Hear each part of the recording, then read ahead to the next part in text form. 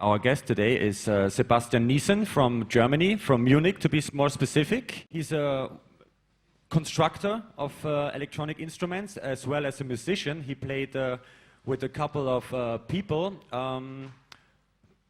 performing his own equipment and other equipment that he modified on various records and releases.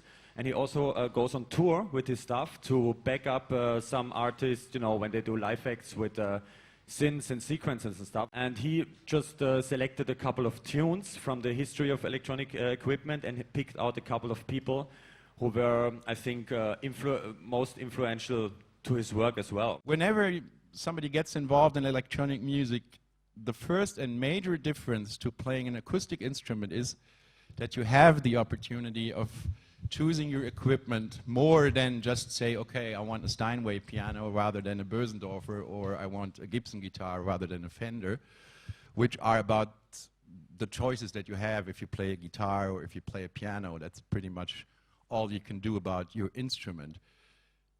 In electronic music, it's totally different. It doesn't mean that everybody has to build the instruments, certainly not, but it means that everybody that is somewhat serious about electronic music, any aspect of electronic music, whether it's, I'd even say related to DJing it's true, but certainly it's true related to producing, making tracks, making electronic music, part of your training and your growing into being an electronic musician is choosing what instruments you use. Because I'm sure everybody knows there is zillions of tools around by now. Software, hardware, all kinds of strange, more or less strange things, and you can't use them all. Life is too short for that. By now there's probably, I don't know how many programs and how many different pieces of hardware. It's into the thousands, maybe tens of thousands, different pieces of equipment or software that you could possibly use trying to express yourself in electronic music. Obviously, you can't use them all. So you have to make some choices, what you use. And in order to make these choices, you have to know a little bit about the possibilities, the limitations, the strengths and the weaknesses of these various instruments. As I said, you can't know them all, which is why it is always interesting to sort of understand an abstract concept before actually getting into learning a program or learning a machine. Most of you people have started being interested in electronic music at a time where a lot of possibilities already existed and were commonplace or are commonplace. If you look back at the history of electronic music, people that started with electronic music a little earlier by force had to design, or at least have somebody design it for them, their own equipment, because simply there was no equipment, there was no stores that you could go to and say, hey, I need the hippest sampler and the hottest drum machine and I'm in business. It just didn't exist.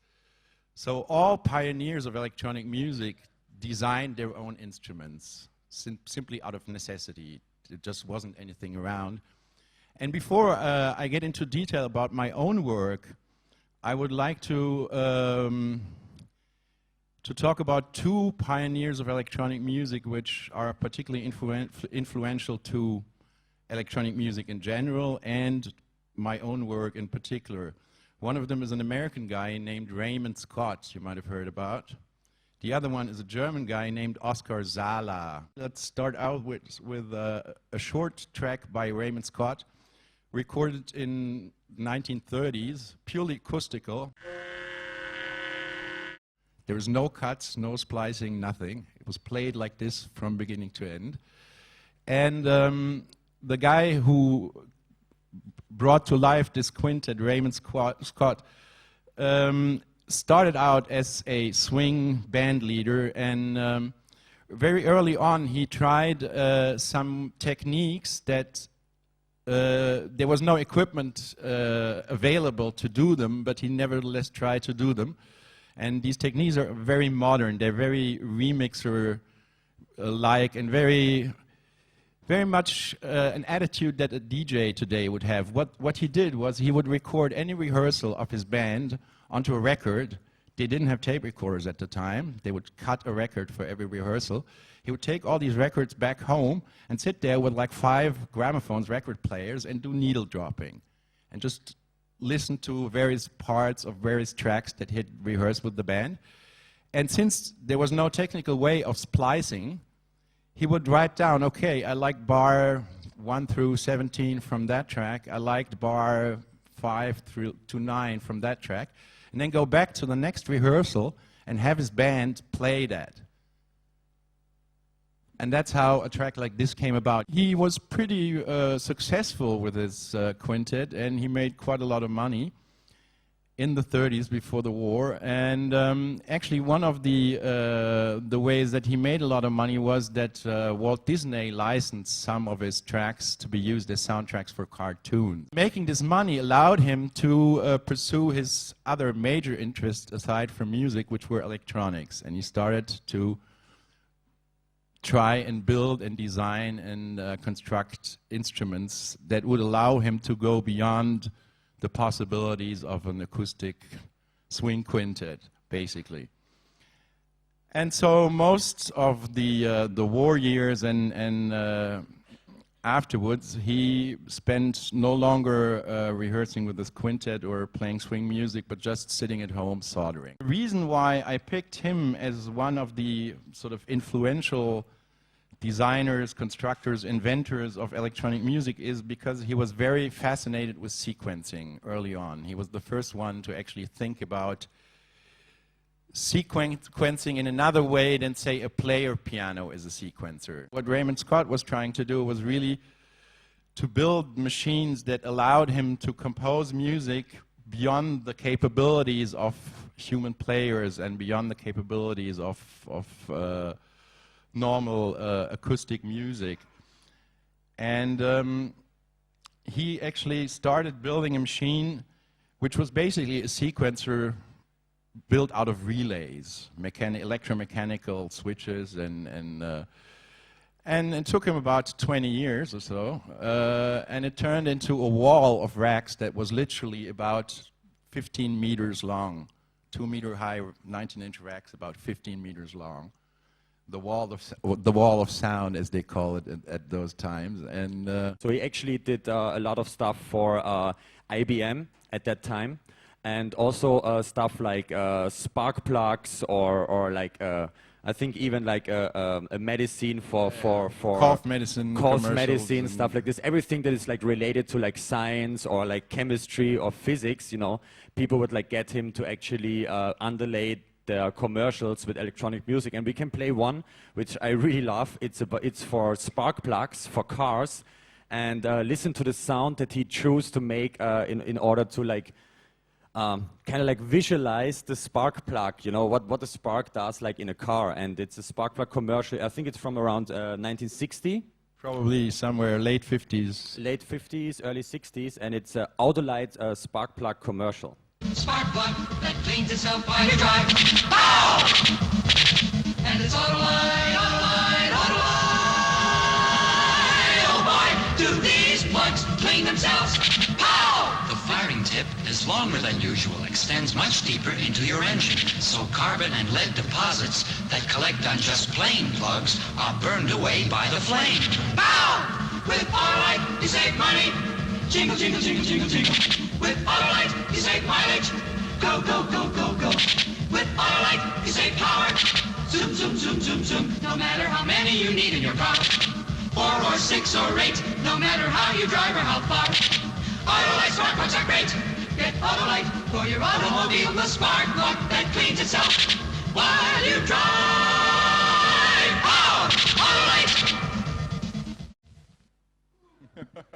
So he used his equipment actually to make the sound of a spark plug, like actually doing a spark, like tzz, tzz, you hear the sound. So at that time, I mean, you could not just like go to anyone and say like, yeah, can you make me a sound of a spark plug? I mean, you had to find those people, and actually he was probably the only one in America at that time who was actually capable of producing an electronic sound at the time. And that was probably the first example where you can hear that he was not only interested in creating electronic sounds, but he was also, as I said, interested in sequencing. It may sound a little stupid to call this of the spark plug sound a sequence, but that's in fact what it is. And he tried to somewhat automate the process of creating electronic music by means of what we today call sequencers, basically. And that is sort of one of the very first examples where he would actually use this. And I'd like to play you another one. Of course, there's a lot of talking going on up front. Don't listen to the voiceover so much, but listen to what is in the background. It's an IBM commercial also from probably about 1960, 61, something like that.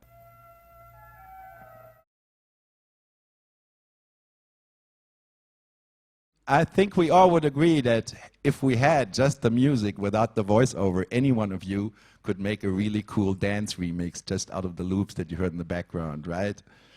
And as I said, it's a commercial. It wasn't intended for any club use or anything. It was made for something completely different.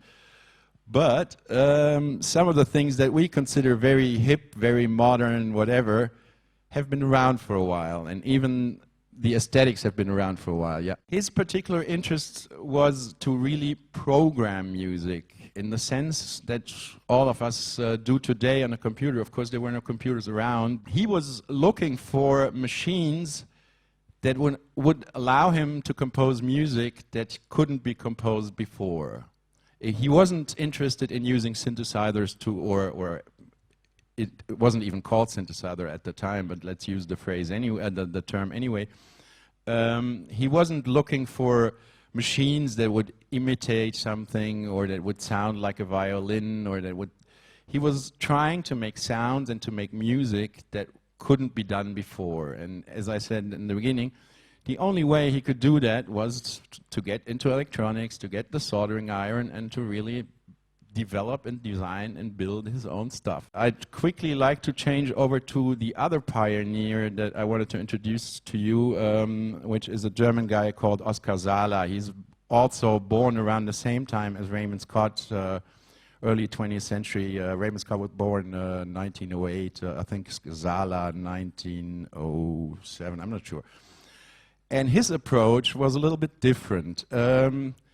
He had been a music student in Berlin in the 30s, and he played piano and studied composition, classical composition, with a classical composer or a modern classic composer that some of you might know about, which is called Hindemith, a German Jewish composer who later emigrated to the United States for obvious reasons.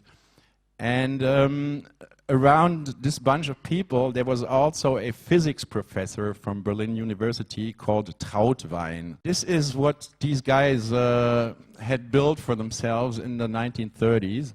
And it's the exact opposite of what Raymond Scott was trying to do. Raymond Scott was trying to do, as I said, to pre-program and to automate music. Meanwhile, Oskar Sala was interested in creating an electronic instrument that should be played physically, just as there's a lot of body work involved in playing a guitar or playing a piano or anything like that. So he definitely is up a different alley than Raymond Scott, and he was never interested in pre-programming any sequences or anything like that. He was interested in finding or building or designing an instrument that was as expressive. I think we have a second movie where he plays a sort of modernized version of this instrument, which he had built for himself in the 60s. And it's the same technical concept. It's just a wire spanning across a metal rod. And depending on the position that he hits, he can control the pitch. And that's fairly simple, and since then there's been Bob Moog and lots of other people building controllers that we know as ribbon controllers, which allow you to do that. One of their advantages and disadvantages at the same time is you have to learn to play them. You have to learn just on a fretless bass or on a violin, you have to learn to hit the right notes, which isn't so easy. But once you do that, you can do things that you can't do on a normal keyboard. You can play vibrato by just moving around. You can play glissandos by just sliding up and down on the thing, which you can't do on a regular keyboard. Also, you can play. Some of you may have enough musical training to hear it. The stuff that we just heard was just in tuned. It wasn't equal tempered. That's a big difference that's why some of the intervals sounded a little strange to our ear today, because we're so used to listening to equal tempered music, because all electronic keyboards that you can buy today basically are equal tempered. He started, as I said, in the 30s to play on this kind of instrument, and it did take him years and probably decades even to really master this instrument, because not only can he control the pitch very subtly and musically, but he can also control the volume very subtly and musically by, you may have seen that the rod that he pushes the wire against moves downwards. How can I say it? It's probably one of the strangest designs or mechanisms I've ever seen in music. Did you try it out? Did you play yourself? Yeah, of course, but you look like a fool when you... Yeah, there are some Swedish folk instruments that also have like, I mean, there's basically just a string, and you are actually playing on the string, and it's, you know, so that you can kind of... And it's but you're plugging the string, or...? Yeah, you're plucking the string. I mean, of course, you can also hit it harder, and like these really old grand piano-like instruments from the, what do you call it, spinet or whatever it is? Mm-hmm. Yeah, I mean, this is also, but is it like this, or what's the difference between this? No, the string itself doesn't create any sound. Okay. It's just used to control some electronic circuitry and control the pitch of the oscillators in that electronic circuitry. But would it be like playing on the side? Is it basically the same thing that happens? Like if you do it, like if you press it hard, there's more sound. If it's press it... Right, but that comes from this mechanism I was just mentioning, that translated the pressure into some voltage that could control the volume. Okay. So in this machine, not only there is no fixed frequencies, no keys, but also there is no envelopes or anything like that. So all the way that the sound is shaped volume-wise, like how it attacks, how it fades out, is all played by him, played by the amount of pressure that he puts on this mechanism, and so you really need a lot of just rehearsal training. You have to spend years on the thing, and he did get sort of a little bit more of recognition for his work only in the last few years of his life, and people would approach him and say, gee, it sounds so great what you're doing. Can't you teach me, or how can I learn this, and how can I get into this? And he would say, well, I'll tell you how to build one of these instruments, because he considered for any electronic musician you had to have some engineering capabilities. That was definitely his intention. He said, well, you have to know how to work a soldering iron and know a few things about electronics if you want to be an electronic composer. And which I'm not sure it's not necessarily true today anymore, but people would then start to sort of look at his instrument and try to figure out what he was doing, and they would quickly recognize that most of the fascination that goes out from this music is just because of the physical capabilities that this guy has developed over 20, 30, 40 years of hacking around on this string and on this strange instrument. And so today, where everybody is into instant gratification, meaning that you want to get results and you want them fast, once people found out how difficult it is and how long it would take to learn it, they said, okay, well, I'll pass. I think I'll buy a regular Roland or whatever. And but he was actually taking this stuff to concert halls, and he would like perform live with this, like a piano player would perform like on a stage to do, like, he was actually doing his own compositions, playing on his own instrument, and he would, like, you know, fill like big concert halls. Big concert halls at that time. They're like in the 60s, yeah. Yeah, well, actually, he filled concert halls already during the dark times, during the Third Reich. Since he wasn't Jewish, he didn't have to immigrate, and he managed to continue his musical work through all the Nazi time, and which is a little strange also, because it's not necessarily the kind of music that they were into, and it might have well happened that they sort of put some pressure on him to play something more German. But he managed to continue to work with these instruments throughout the war and after the war. But the fact that he ended up being the only one playing this instrument comes from the fact, mostly from the fact that it is so hard to learn and it takes so much time, not just to understand the circuitry and to understand why this and that will happen, but to actually manage to play it in a musical way. He did the sound effects for Hitchcock, the birds. All the sounds in the backgrounds are also produced on the exact same machine that we just saw and that we heard the other examples from. Now comes the fun part. We're in the early 60s now, and other people are starting to develop instruments. Bob Moog, who was here 2 weeks ago, started designing some stuff. And Oskar Sala was brave enough, I would almost say, to ignore all equipment that came afterwards. He wasn't, for what I know, he never for a minute thought about getting a Moog or sort of keeping up with technology. And I think, personally, when I look back at all the work that he did in his life, I think that was one of the main reasons why he developed such a mastership on this one instrument. One second. Is because he concentrated on it, and he didn't waste time on reading manuals and buying new equipment, going to the store and bringing back some boxes that would take you a few months to find out that they weren't what you were looking for. And so he was completely ignoring all technical development that started on a broader basis in the early 60s. And I think it shows quite some character, because today a lot of people, when they get into electronic music, they sort of start to look around, what is he using, and okay, I like the music he does, so I have to buy the equipment that he uses, and I like his music, so I'll try to get some of his equipment. He had found his one instrument, and just like a piano player, if he likes being a piano player, won't think about buying a guitar. There's no need for it. And that's pretty much what his approach was, and he, I think, developed them some skills that are unique on this instrument, and he was capable of producing music that nobody else in the world could ever produce.